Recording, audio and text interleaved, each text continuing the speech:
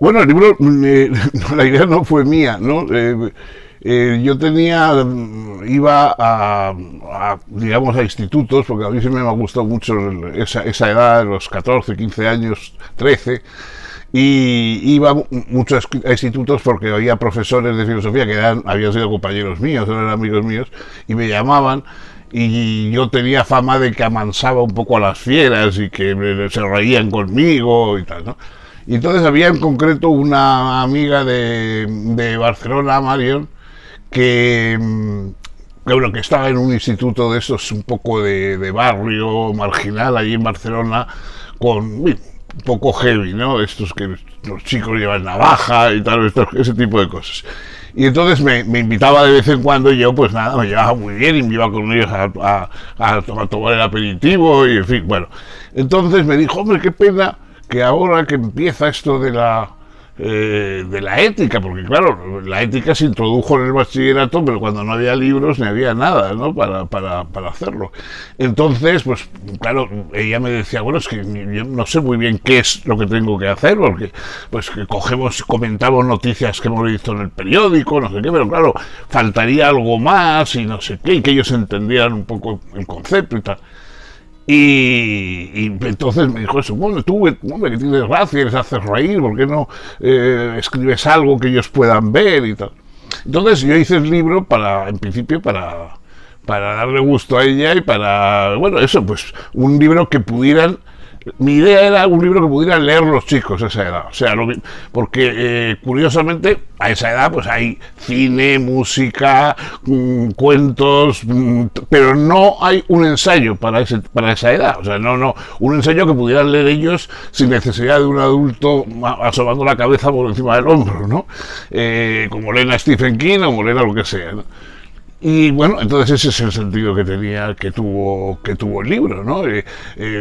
Claro, era algo que en principio no se había hecho porque no había ensayos para esa edad. Había libros que los mayores comentaban y tal, pero un ensayo para esa edad no había. Y quizá eso sea un poco lo que justifica el que tuvo éxito por eso, porque no había otra cosa parecida, ¿no?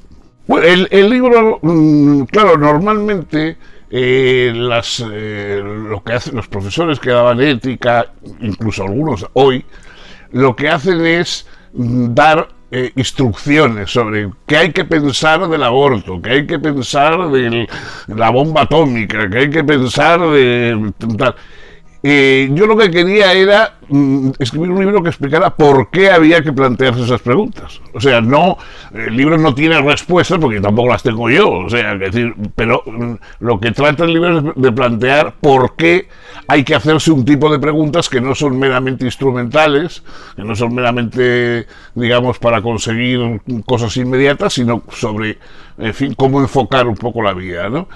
Y eso es el argumento. Entonces el argumento trata, pues eso, de por qué un chico de esa edad tiene que preguntarse cosas desde el ángulo de la ética, que es un ángulo especial para preguntarse cosas. Lo mismo que hay un ángulo de la física o de la gramática o de otra, pues hay un ángulo de la ética que es el que yo quería contar, ¿no?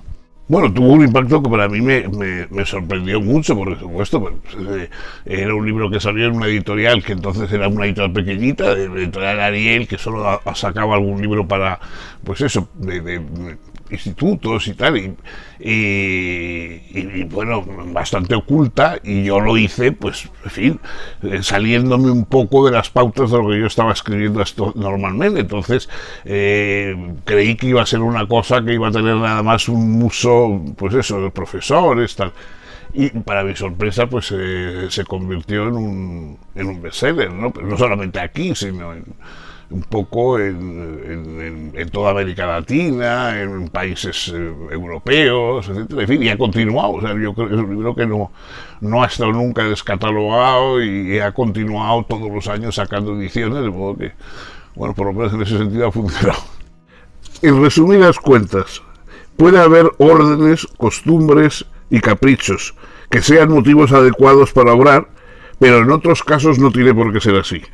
Sería un poco idiota querer llevar la contraria a todas las órdenes y a todas las costumbres, como también a todos los caprichos, porque a veces resultarán convenientes o agradables. pero nunca una acción es buena solo por ser una orden, una costumbre o un capricho. Para saber si algo me resulta de veras conveniente, razonando por mí mismo, debo examinarlo más a fondo. Nadie puede ser libre en mi lugar, es decir, nadie puede dispensarme de elegir y de buscar por mí mismo.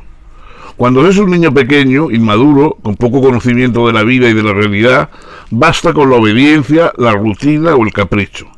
Pero es porque todavía se está dependiendo de alguien, en manos de otro que vela por nosotros. Luego hay que hacerse adulto, es decir, capaz de inventar en cierto modo la propia vida y no simplemente de vivir la que otros han inventado para uno.